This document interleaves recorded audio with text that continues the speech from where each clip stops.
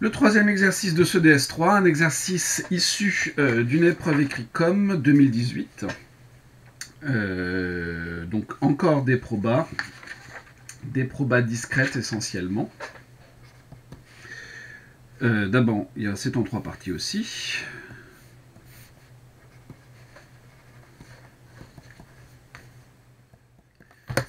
La première partie. Donc, on a une histoire de forain qui propose un jeu, on lance une pièce et voilà, vous avez les informations qu'il faut. Première question, donc, on nous demande de reconnaître la loi de la variable aléatoire x, sachant que x, c'est le nombre de piles obtenues, alors qu'on a lancé la pièce 3 fois. Et la probabilité de tomber sur pile est égale à P, nous dit l'énoncé, et on nous donne une valeur de P égale ici à 2 tiers. Donc on a quand même pas mal de chances de tomber sur pile. Donc reconnaître la loi de x, eh bien ici x va suivre une loi binomiale, puisqu'on compte le nombre de succès, le succès c'est avoir pile, parmi les 3 répétitions, avec une probabilité de 2 tiers. Car x compte le nombre de succès, qui est ici obtenir pile, lors de 3 répétitions indépendantes ayant chacune une probabilité de succès de 2 tiers.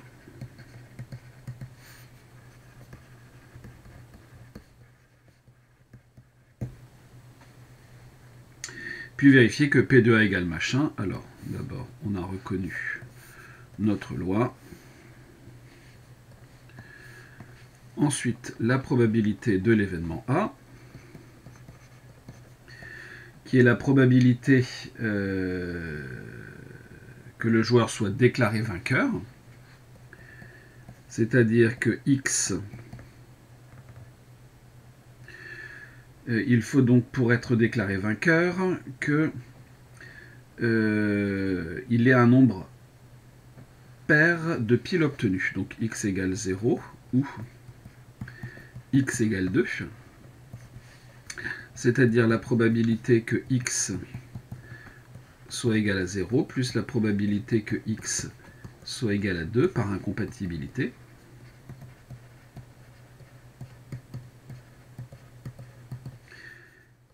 C'est-à-dire 0 parmi 3, la probabilité du succès à la puissance 0, la probabilité de l'échec à la puissance 3, plus 2 parmi 3, la probabilité du succès au carré, multiplié par la probabilité de l'échec à la puissance 1. 0 parmi 3, ça nous fait 1. 2 tiers à la puissance 0, ça fait 1. Donc on a 1 sur 27, plus 2 parmi 3, c'est la même chose que 1 parmi 3. Et ça vaut 3. Multiplié par 2 tiers au cube, eh bien 4 sur 9, multiplié par 1 sur 3, ce qui nous fait 3 fois 4, 12 et 1, 13 sur 27. Donc P de A est bien égal, comme l'énoncé nous le dit, à 13 27e.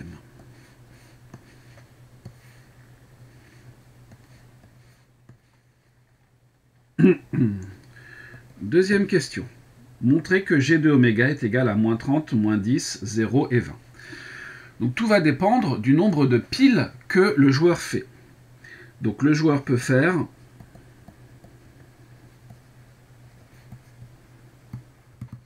aucune fois pile. Donc il est gagnant,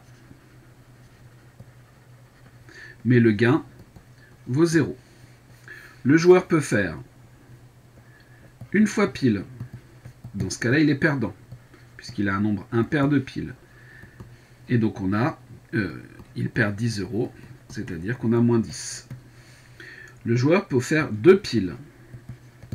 Dans ce cas-là, il est gagnant. Et donc le gain, ça sera 20 euros, mais 10 euros multiplié par 2 piles, c'est-à-dire 20 euros. Ou alors il peut faire 3 piles. Dans ce cas-là, il est perdant. Et le gain, ça sera moins 10 multiplié par 3, c'est-à-dire moins 30. Donc finalement, G de oméga, ça sera bien moins 30, moins 10, 0 et 20.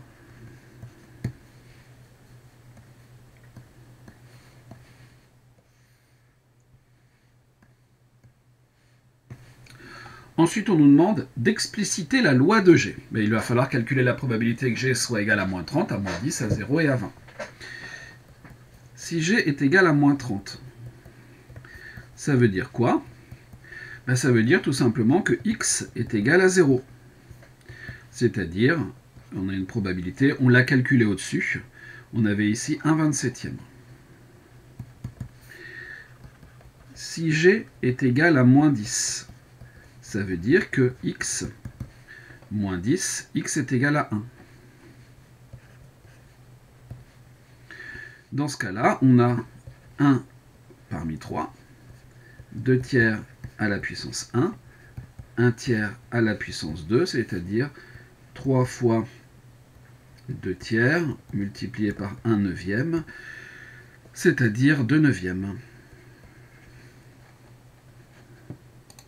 Nouvelle page. Ensuite, on peut avoir G qui vaut... je suis en train de dire des bêtises. Ici, c'est pas 0. Si on a moins 30, c'est que X est égal à 3.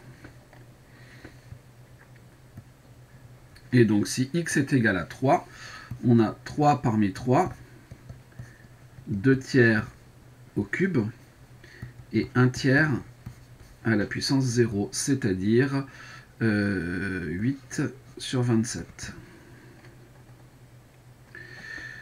Si G est égal à 0, c'est que X est égal à 0, et donc là on a le 1 sur 27. Et enfin, si G égale 20, c'est que X est égal à 2, et donc on va avoir du 2 parmi 3, 2 tiers, remarquez lui aussi on l'a déjà calculé, 2 tiers au carré, 1 tiers à la puissance 1, c'est-à-dire 3 fois 4 sur 9 fois 1 tiers, c'est-à-dire 4 neuvièmes. Donc finalement, la loi de G est la suivante. Vous avez les GI qui peuvent être égaux à moins 30, moins 10, 0 ou 20, et la probabilité que G soit égal à GI. Pour un 30e, on a dit qu'on avait 8/27e. Pour moins 10, on a 2 neuvièmes. On a 1/27e. Et ici, on a 4 neuvièmes. Hop.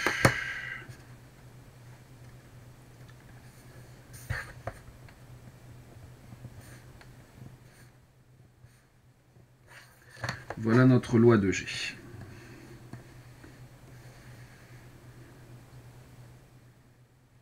On va peut-être plus faire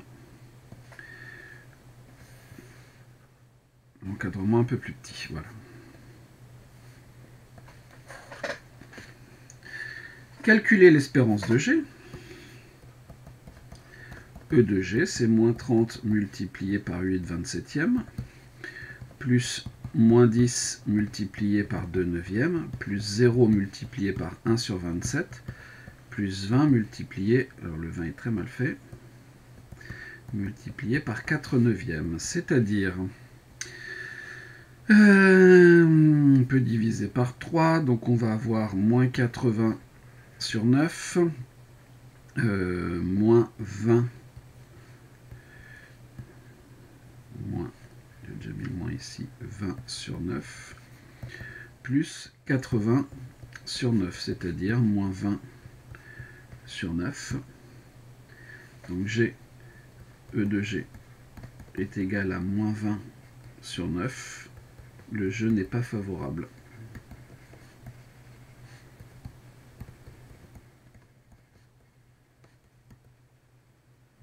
Au joueur, puisque globalement, il a une espérance négative.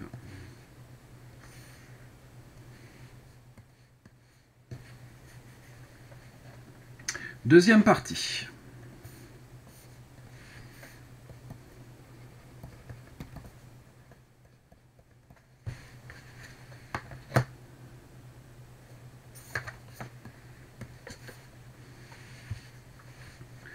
Question 1.1. On note z égale y plus 1 sur 2, déterminer y de oméga, puis montrer que z suit une loi de Bernoulli de paramètre P de A, très bien. Donc, vous avez y qui est égal à moins 1 puissance x, donc forcément y de oméga ne peut être égal qu'à moins 1 ou à 1. D'où z de oméga. Si y est égal à moins 1, eh bien vous avez 0. Si y vaut 1, vous avez 1 plus 1 sur 2, 2, vous avez 1. Donc z, puisque son z de oméga c'est 0,1, donc z suit une certaine loi de Bernoulli.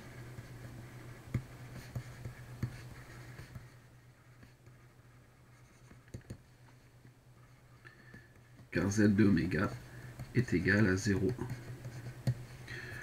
Toute variable aléatoire qui suit une loi sur 0,1 suit une loi de Bernoulli. Maintenant reste à déterminer son paramètre. Z est égal à 1 si et seulement si y est égal à 1. À quelle condition y est égal à 1? C'est-à-dire si et seulement si moins 1 puissance x est égal à 1. Donc si et seulement si x est pair. Et si x, qui est le nombre de piles fait, est pair, c'est-à-dire si et seulement si x, si et seulement si le joueur gagne.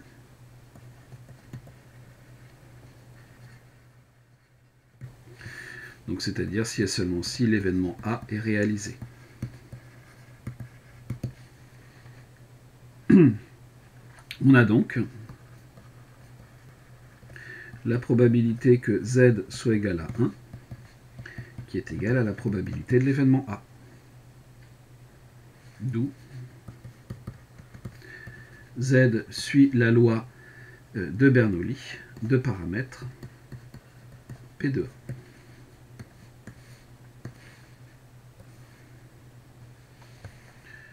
Ici, je vais pouvoir peut-être souligner ça.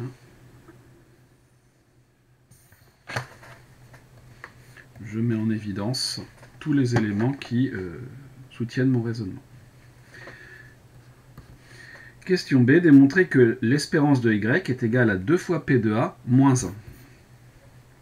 Bon. L'espérance de y, c'est quoi? Y étant à support fini,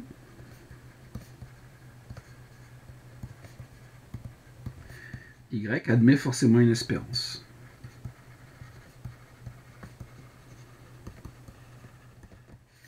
L'espérance de y, c'est donc égal à moins 1 multiplié par la probabilité que y soit égal à moins 1, plus une fois la probabilité que y soit égal à 1.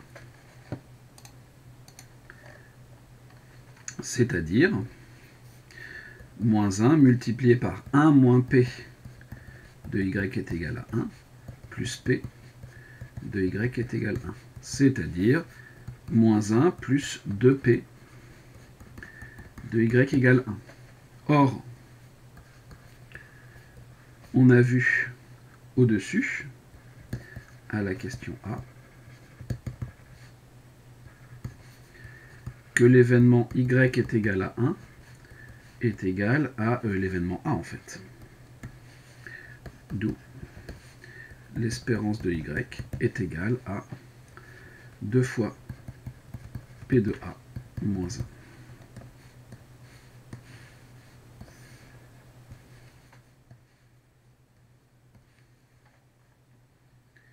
La question 1 est terminée. Question 2a, donnez la loi de x. Ça c'est intéressant, puisqu'en fait finalement on l'a déjà fait à la question 1, donc x va suivre une loi binomiale.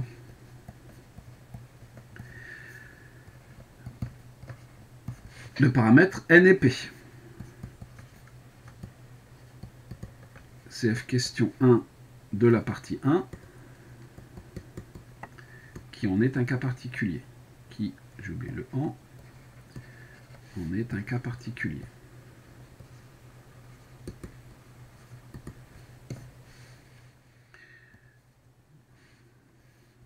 Hop, hop, hop, hop, hop.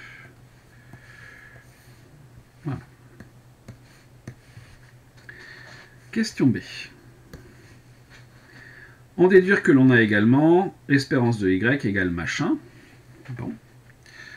On a vu au-dessus que on avait, si je reviens ici, x est pair.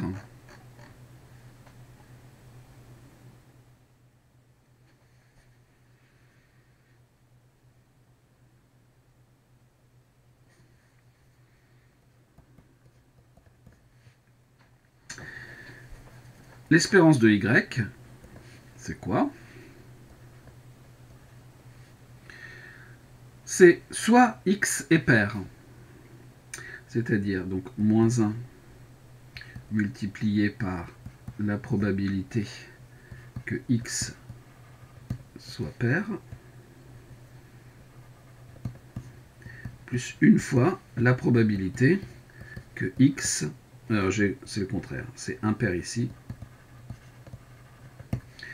et ici donc c'est pair.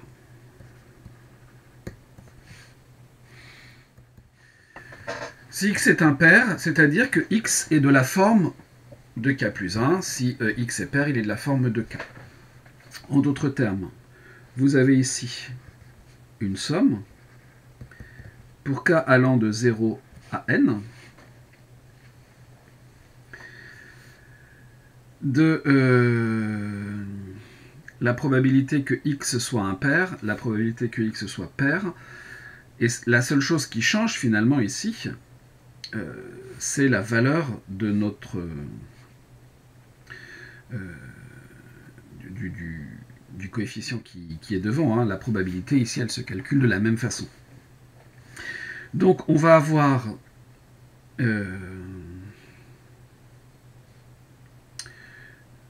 comment je vais faire ça? Je ne vais pas me prendre les cas. Donc x est égal de L égale 0 à partie entière de n sur 2. Partie entière, non. Si. Partie entière de n sur 2. Soit x est impair et donc on va avoir les p de x est égal à 2L plus 1 multiplié par moins 1 plus une fois la probabilité que x soit égal à 2L. C'est-à-dire la somme pour L allant de 0 à partie entière de n sur 2. Moins 1, que je peux voir comme un moins 1 puissance 2L plus 1. P de x est égal à 2L plus 1. Donc ça, c'est bien égal à moins 1. Plus une fois, que je peux voir aussi comme un moins 1 puissance 2L. Probabilité que x soit égal à 2L.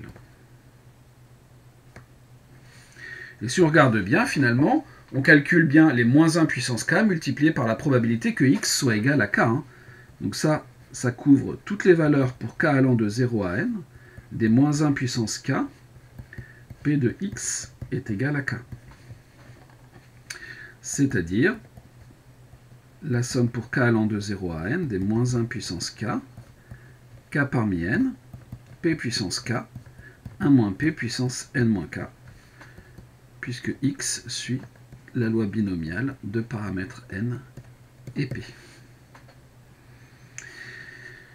Et c'est ça qu'on nous demandait de trouver. Donc E de y.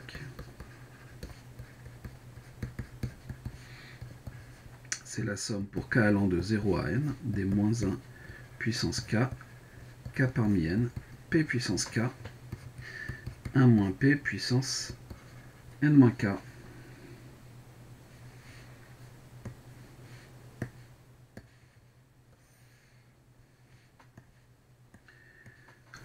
puis que.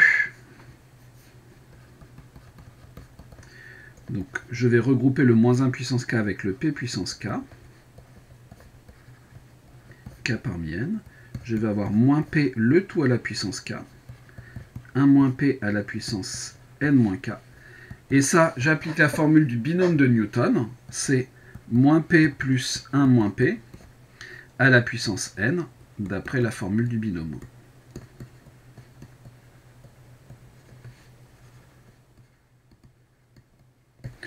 Un petit rappel ne fera pas de mal. Pour tout n appartenant à n, pour tout a et b dans R, a plus b à la puissance n est égal à la somme pour k allant de 0 à n des k parmi n, a puissance k, b puissance n moins k. C'est ça la formule du binôme. Certes, les coefficients qui sont ici, k parmi n, sont appelés coefficients binomiaux, mais la formule du binôme n'est pas la formule des coefficients binomiaux. Et donc, E de y vaut donc 1 moins 2p puissance n. Ce qui était ce qu'il fallait trouver. Voilà pour la question 2b. Question suivante, donc la question 3. Exprimez alors P de A en fonction de n et de P. On a donc, d'après la question 1b et d'après la question 2b, 2 fois P de A moins 1 est égal à 1 moins 2P, le tout à la puissance n. C'est-à-dire que P de A est égal à 1 moins 2P à la puissance n, plus 1, le tout sur 2.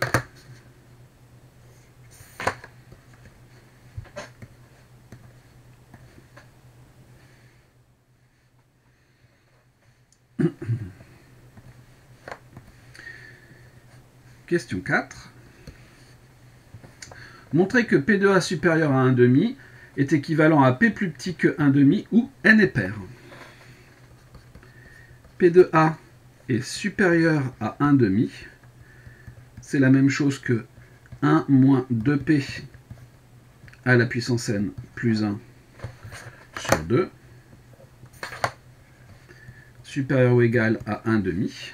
C'est-à-dire que 1 moins 2p en multipliant tout par 2 à la puissance n plus 1 va être plus grand que 1, ou encore 1 moins 2p à la puissance n est positif. Ça, clairement, si jamais n est pair, ce nombre-là est toujours positif. Donc n pair, ou alors 1 moins 2p supérieur à 0. Soit vous avez le contenu qui est positif et vous l'élevez à n'importe quelle puissance, vous allez avoir un résultat positif. Soit vous avez un n est pair et peu importe le contenu, vous aurez toujours un résultat positif. Donc vous avez donc n pair, ou alors p qui va être inférieur ou égal à 1,5. Conclusion. P de A est supérieur à 1,5 si et seulement si n est pair, ou alors P est inférieur à 1,5.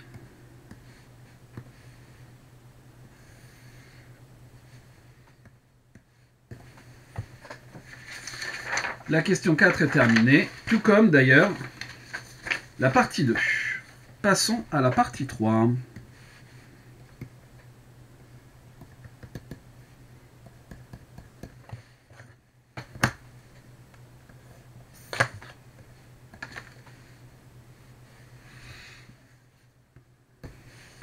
Le concepteur du jeu souhaite cependant vérifier que tout en laissant son jeu attractif, c'est-à-dire P de A supérieur à 1,5, son activité soit rentable pour lui évidemment, c'est-à-dire que le jeu soit défavorable au joueur, donc on veut que l'espérance de gain soit négative. Exprimez G en fonction de X et Y. Donc, sachant que x, c'est... Je ne sais déjà plus. C'est noté avant. X, le nombre de piles obtenues. Et y, moins 1 puissance x. Donc, x, c'est le nombre de piles obtenues.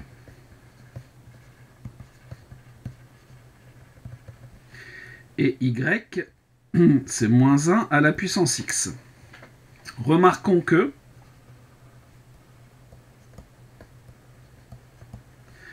y est égal à moins 1 si et seulement si x est impair. Donc c'est-à-dire le joueur ne gagne pas, le joueur perd. Et y est égal à 1 si et seulement si x est pair, c'est-à-dire le joueur gagne. Donc, le gain, ça va être quoi?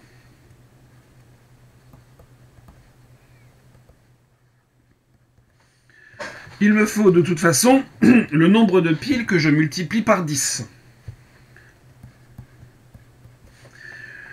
Et ensuite, ça, soit le joueur a gagné et le gain c'est 10x, soit le joueur a perdu et le gain c'est moins 10x. Donc je vais tout simplement multiplier ça par y.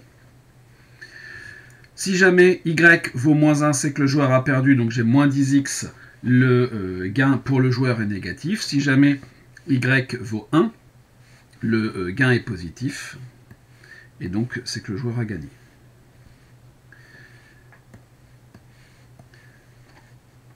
Ensuite, l'espérance du gain.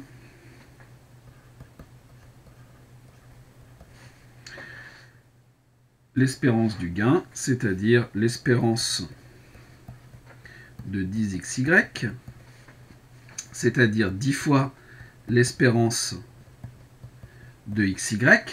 Alors ici, évidemment, si jamais les variables x et y étaient indépendantes, on pourrait dire que c'est l'espérance de x multipliée par l'espérance de y, sauf que, évidemment, ça n'est pas le cas. X et y ne sont pas indépendantes, malheureusement. Alors malheureusement ou pas, hein, je ne sais pas comment on pourrait qualifier ça, mais les variables x et y ne sont pas indépendantes, donc il va falloir que l'on fasse autrement. C'est-à-dire qu'ici on va avoir 10 fois,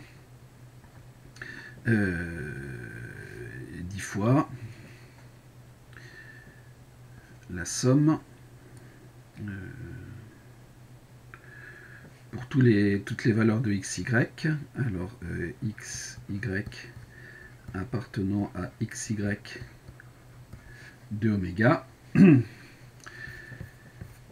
dxy multiplié par la probabilité que x y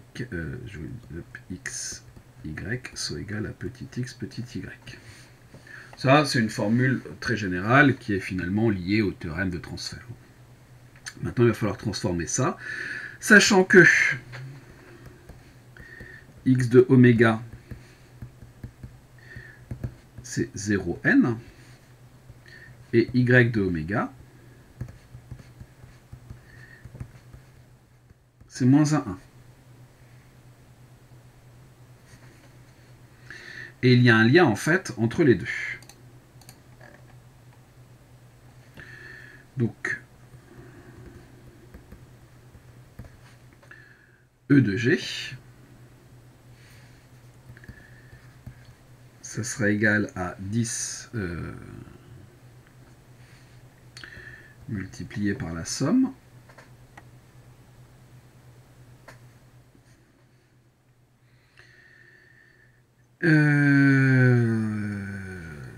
Pour k allant de 0 à n, puisqu'ici, en fait, les valeurs de x vont donner celle de y. X, c'est k, multiplié par y, qui sera du moins 1 puissance k. Donc ça, c'est mon petit x, ça, c'est mon petit y. Et quand j'ai écrit ça, je vais avoir ici tout simplement ma probabilité que x soit égal à k. Parce qu'il y a une correspondance directe entre les x et les xy. Et ben, c'est ça qu'on nous demandait de trouver. Alors pas tout à fait cette forme-là, mais c'est pas grave. 10 fois la somme pour k allant de 0 à n des moins 1 puissance k, k, p de x égale k.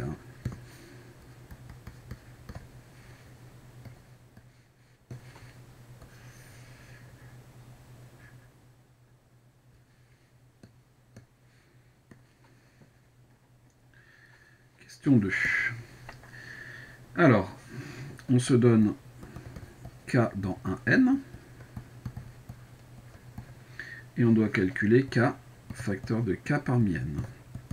Ça c'est k multiplié par factoriel n sur factoriel k factoriel n-k, c'est-à-dire factoriel n sur factoriel de k-1, je simplifie le k avec le factoriel de k, multiplié par factoriel de n-k.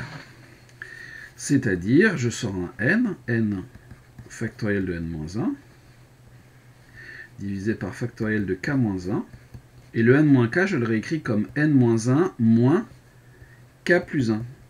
La traditionnelle astuce moins 1 plus 1, sauf que ce faisant, j'ai k-1, et ici j'ai n-1 moins k-1. J'ai mal fait cette parenthèse fermante. C'est-à-dire n k-1 parmi n-1. Donc pour tout k appartenant à un n, nous venons de démontrer que k parmi n est égal à n k-1 parmi n-1.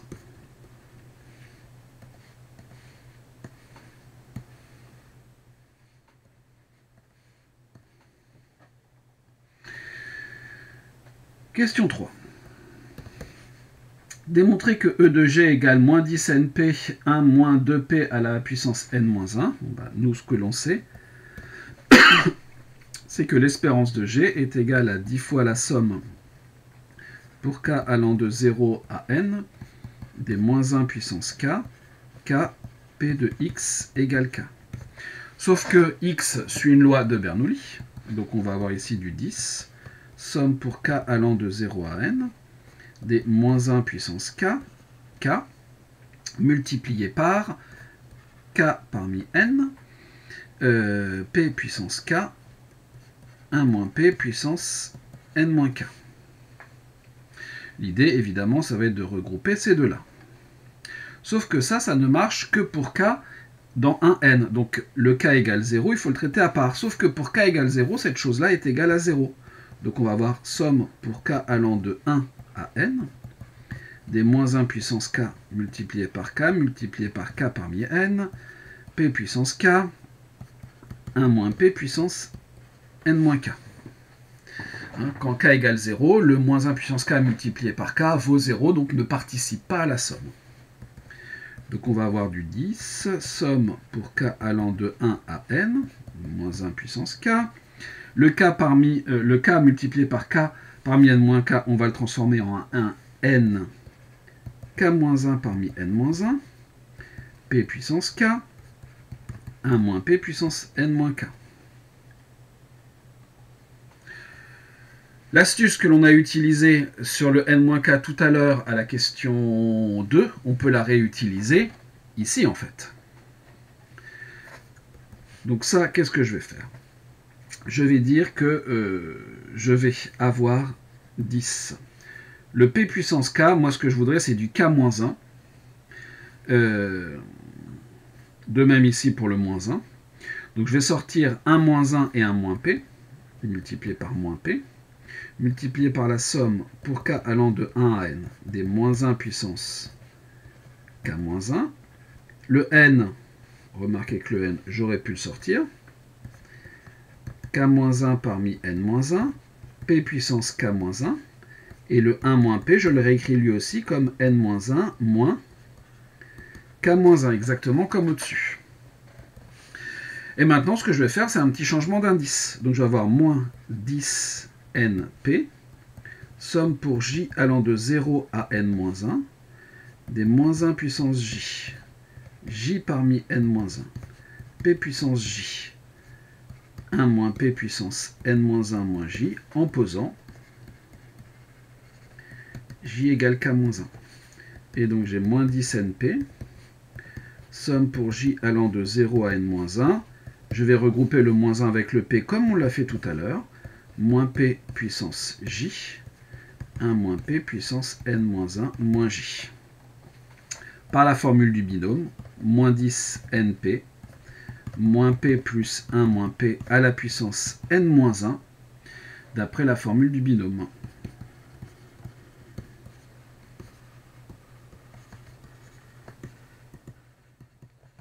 C'est-à-dire moins 10 np facteur de 1 moins 2p à la puissance n moins 1.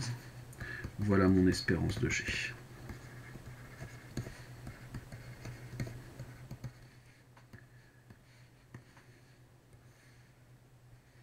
Ce qui termine cette question dont j'ai oublié le numéro, c'est-à-dire la question 3. Question 4. Démontrer alors que P supérieur à 1,5, E de G négatif, implique que P est inférieur à 1,5. Très bien.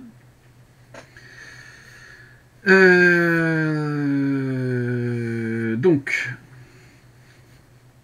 on a déjà dit quelque chose sur P de A tout à l'heure, je ne m'en rappelle plus. Si vous avez P de A supérieur à 1,5 et que l'espérance de G est négatif, ça veut dire quoi?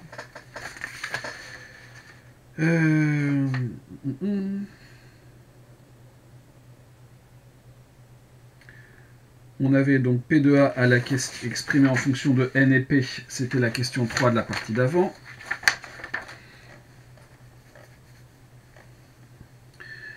P de A c'était ça, hein. Donc P de A supérieur à 1,5, on a dit que c'était 1 moins 2P à la puissance N positif. 1 moins 2P à la puissance N positif, et donc l'espérance de G négative, c'est-à-dire moins 10 NP, 1 moins 2P puissance N moins 1, qui doit être négatif. C'est-à-dire que l'on doit avoir 1 moins 2P puissance N positif et 1 moins 2P puissance N moins 1 positif aussi, puisque forcément moins 10 NP est négatif. Donc on doit avoir à la fois 1 moins 2P puissance N positif et 1 moins 2P puissance N moins 1 qui est positif aussi. Et ça revient à dire, on l'a démontré à la question d'avant, que P est inférieur à 1,5 dans les deux cas, ou alors N est pair,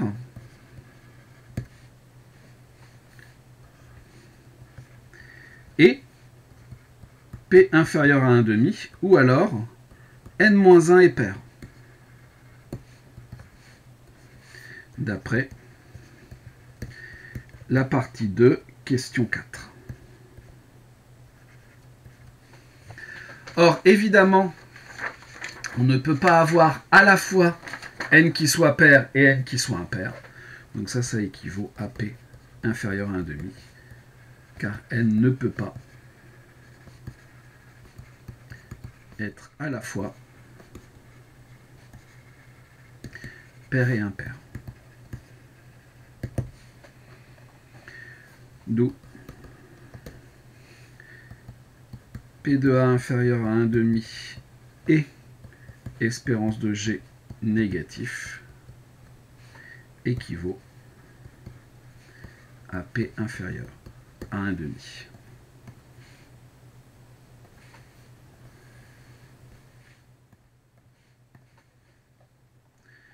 Question 5. Étudier la fonction f définie sur 0 à 1,5 par f de x est égal à x facteur de 1 moins 2x à la puissance n-1. F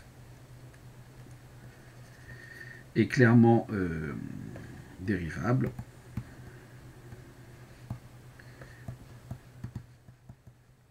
Sur 0 à 1,5. On se donne x dans 0 et 1,5.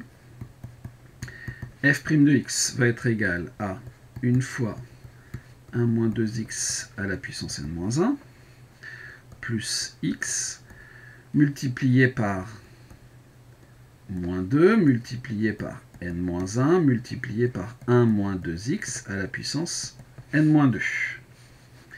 C'est-à-dire, je mets 1 moins 2x à la puissance n-2 en facteur, 1 moins 2x à la puissance n-2, facteur de 1 moins 2x, moins 2 facteur de n-1 x, c'est-à-dire 1 moins 2x à la puissance n-2, facteur 2, 1 moins 2nx, plus 2x moins 2x, on obtient ça. Et donc forcément, comme vous avez x qui appartient à 0, 1 demi, vous avez 1 moins 2x qui va être positif. Donc f' de x est du signe de 1 moins 2nx. 1 moins 2nx est positif, si et seulement si. Vous allez avoir x qui est inférieur à 1 sur 2n. D'où le tableau de variation suivant. Vous avez donc nos valeurs de x. On est entre 0 et 1 demi. Vous avez ici 1 sur 2n parce que bien évidemment n est supérieur ou égal à 0, supérieur strictement à 0.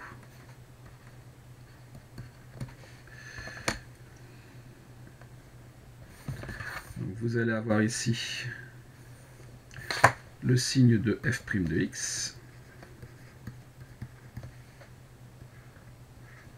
On vient de dire que c'était positif avant, négatif après. Les variations de f. C'est ça qu'on nous demandait. Voilà nos variations. Reste à calculer nos images. f de 0 vaut 0. C'est facile. f de 1 demi vaut 0 aussi, puisque 1 moins 2 fois 1,5, ça va faire 0. Ici, on a dit f de 1. Et f de 1 sur 2n vaut 1 sur 2n, 1 moins 2 sur 2n, donc 1 moins 1 sur n à la puissance n-1. Ça ne se simplifie pas des masses. Donc on va avoir ici, je vais écrire f de 1 sur 2n.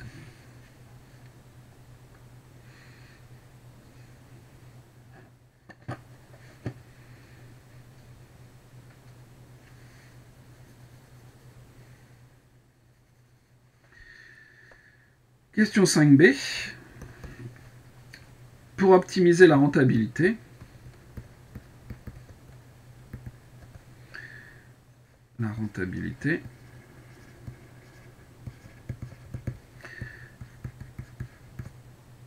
E de G doit être négatif, donc P dans 0, 1 demi, et E de G le plus petit possible.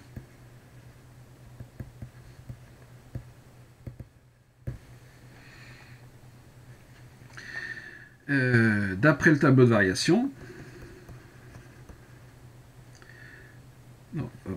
E de G, c'est moins 10n f de P, c'est pour ça qu'on a étudié f de P. Donc f de P doit être maximal.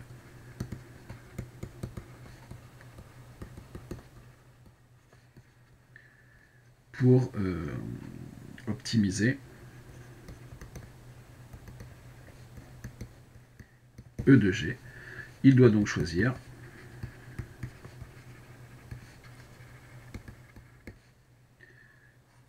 P est égal à 1 sur 2n.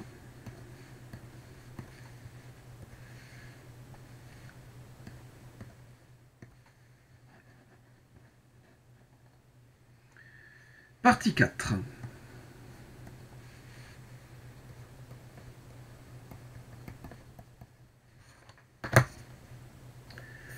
Dans la partie 4, le forain décide de fixer n égale 2 et p égale 1k, donc ce qui correspond bien à 1 sur 2n avec n égale 2. Avant de...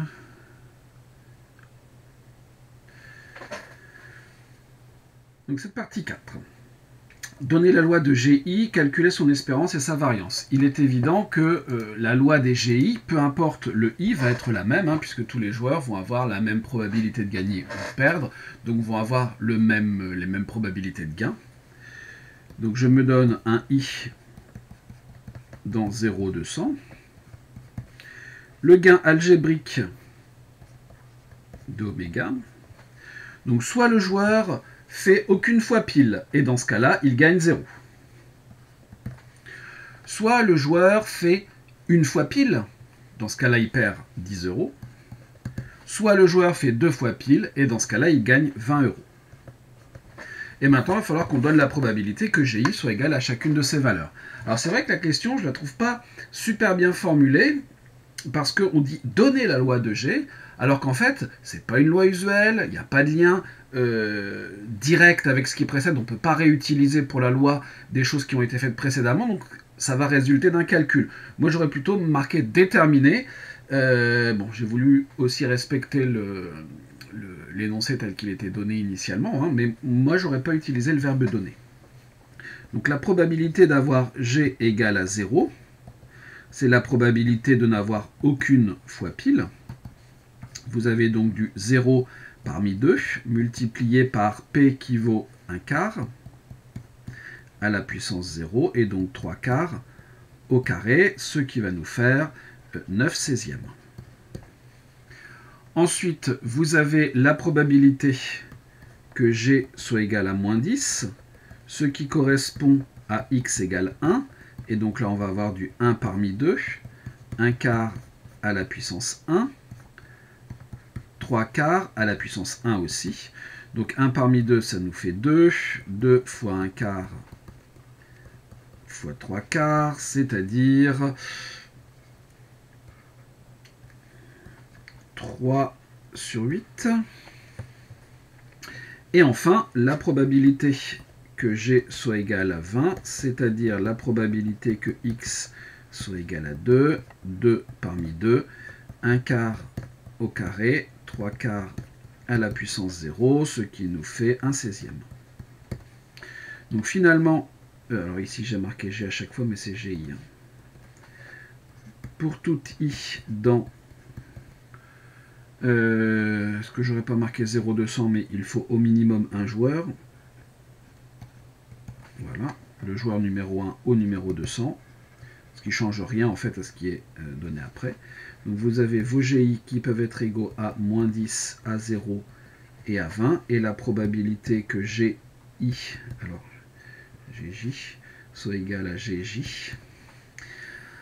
En moins 10, on a dit que c'était 3 huitièmes, en 0, on a dit que c'était 9 16e, et en 20, on a dit que c'était 1 16e.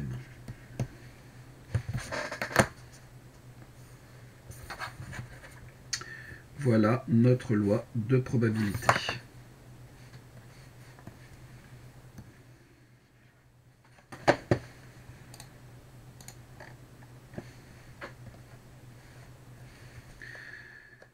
Question, calculer son espérance et sa variance. L'espérance de GI, là aussi pour tout I.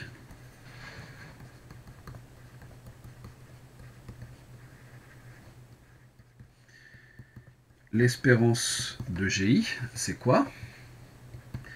Vous avez moins 10 multiplié par 3 huitièmes, plus 0 multiplié par 1 neuvième, plus 20 multiplié par 1 16e, ce qui nous fait moins 3 quarts, moins 30 quarts, non, je vais diviser par 2, donc moins 15 quarts, plus je divise par 4, plus 5 quarts, ce qui nous fait moins 10 quarts, c'est-à-dire moins 5 demi. Donc on renotera ça après. La variance de GI, puisque je crois qu'on nous la demande aussi. Donc ça, c'est un petit peu moins sympathique à calculer. Donc on va avoir moins 10 au carré multiplié par 3 huitièmes, plus 20 au carré multiplié par 1 16e, moins 5 demi au carré. C'est-à-dire moins 300 sur 8 plus 400 sur 16 moins 25 quarts. C'est-à-dire 150 quarts plus 400, donc 100 quarts, moins 25, le tout sur quart, ce qui nous tout sur 4, donc ce qui nous fait 250, 250 moins 25, 225 quarts. Donc finalement, pour tout i appartenant à 1, 200, E de GI est égal à moins 5 demi. V de GI est égal à 225 quarts.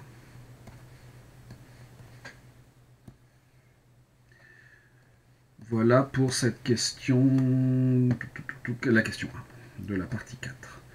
Question 2. Exprimer la variable aléatoire J en fonction des variables aléatoires GI, sachant que J, c'est le gain du forain.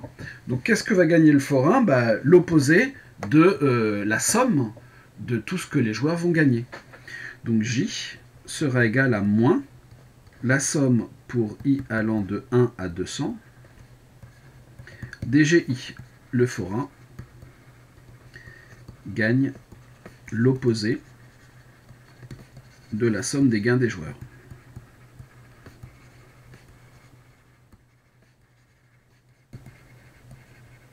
Donc ça c'est plutôt son chiffre d'affaires, hein, parce que en réalité il faudra qu'il reverse quelques taxes à l'État, qu'il paye ses frais fixes et ainsi de suite.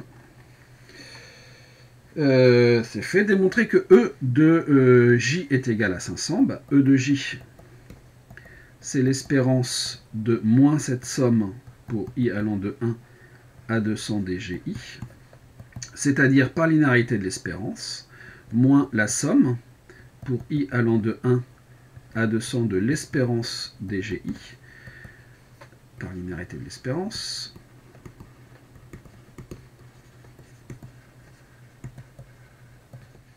c'est-à-dire moins la somme pour I allant de 1 à 200 de moins 5 demi, c'est-à-dire 5 demi multiplié par 200, c'est-à-dire 500.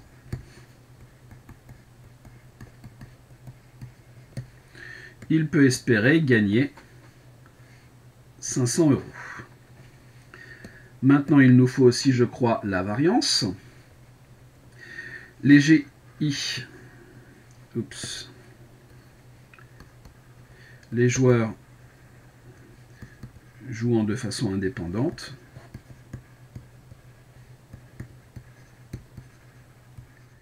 Et leur lancer étant eux-mêmes indépendants puisqu'ils lancent des pièces, on peut considérer que les GI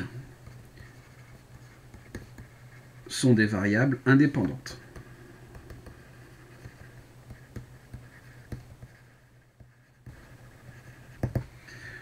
Donc, la variance de J, qui est la variance de moins la somme des GI, pour I allant de 1 à 200, ça sera donc moins 1 au carré multiplié par la variance de cette somme. Et lorsque l'on a des variables indépendantes, attention, uniquement lorsqu'on a des variables indépendantes, la variance d'une somme, c'est la somme des variances. Donc on va avoir moins 1 au carré, donc ce qui nous fait 1 en fait. La somme pour I allant de 1 à 200 des variances des GI. C'est-à-dire 200 fois la variance des GI qui était 225 quarts.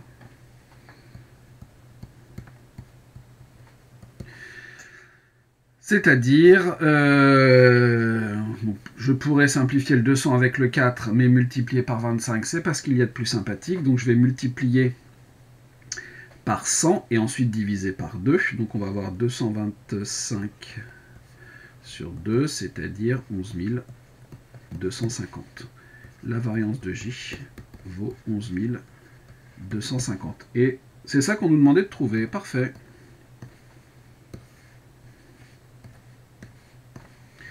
C'est terminé pour cette question 3. La question 4, c'est une question que j'ai modifiée un tout petit peu, parce que... Non, d'abord, avant la question 4, il y a la question 3. Bon, la question 3, j'y ai pas touché. Mais la question 4, elle, par contre, je l'ai modifiée, j'y reviendrai après. On nous demande de justifier que la probabilité que J soit plus petit que 100 est inférieure à la probabilité que J moins 500 soit supérieur à 400. Eh bien, qu'est-ce que c'est que ce J moins 500 en valeur absolue supérieure à 400? C'est un événement. Cet événement, si J-500 est inférieur à 400, c'est-à-dire que J-500 est compris entre moins 400. Pardon, non, il n'est pas compris parce qu'il doit être supérieur. Donc c'est-à-dire que J-500 doit être supérieur à 400. Ou alors, J-500 doit être inférieur à moins 400.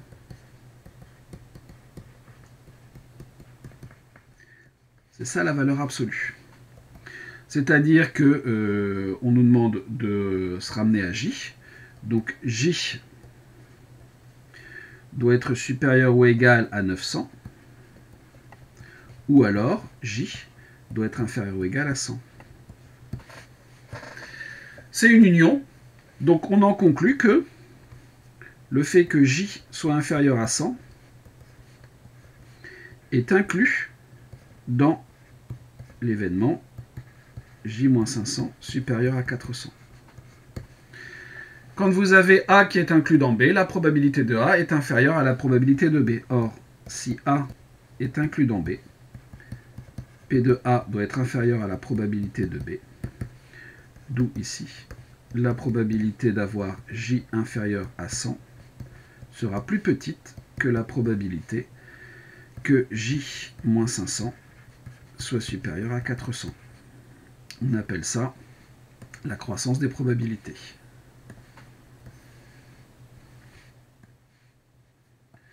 On en arrive à la question 4. C'est cette question que j'ai modifiée, puisque la question initiale, c'était rappeler l'inégalité de bien-aimé de Chebyshev, qu'on n'a pas encore vue, puisqu'elle sera une grosse partie de l'avant-dernier chapitre de l'année. Donc, je vous la donne, cette inégalité, et je vous propose juste de l'utiliser. Montrer que P de J inférieur à 100, on vient de montrer que P de J inférieur à 100, c'était inférieur à la probabilité que J-500 soit supérieur à 400. Et ça, J admet une espérance qui vaut 500 et une variance qui vaut 11 250. D'après l'inégalité de bien-aimé de Chebyshev,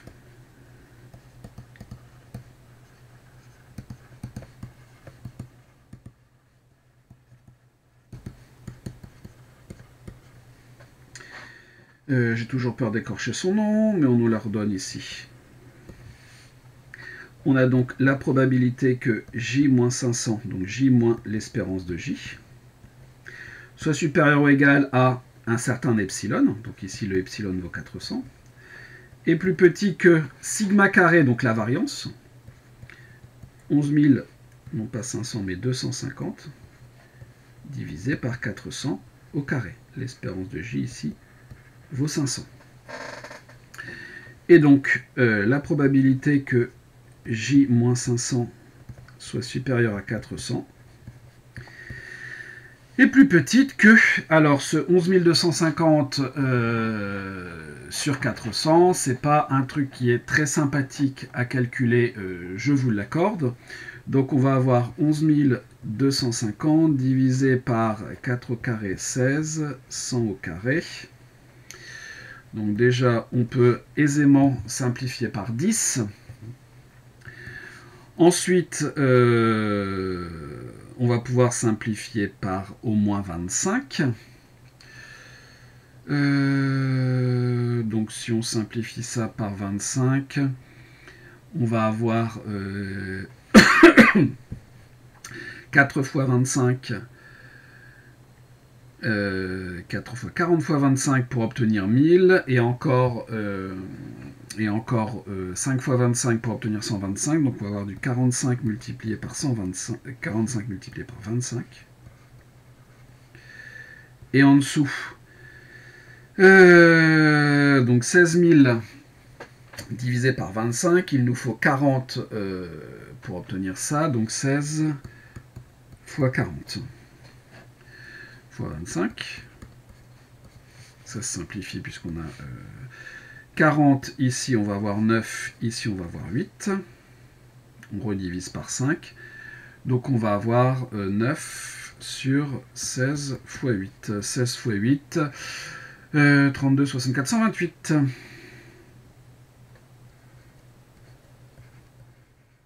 « 9 sur 128. D'où la probabilité que J soit inférieur à 100 est inférieur ou égal à 9 sur 128.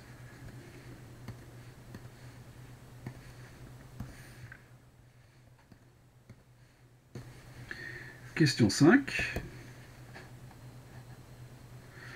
Compte tenu de ces exigences de rentabilité, le forain peut-il installer son stand?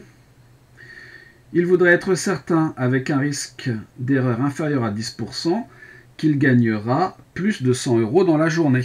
9 sur 128 est clairement inférieur ou égal à 10 sur 100, puisque à la fois vous avez 9 qui est plus petit que 10 et 128 qui est plus grand que 100. Donc, ces exigences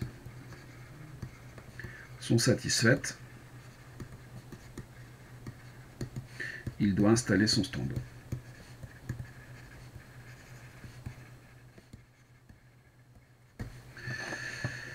Et voilà, c'était la dernière question.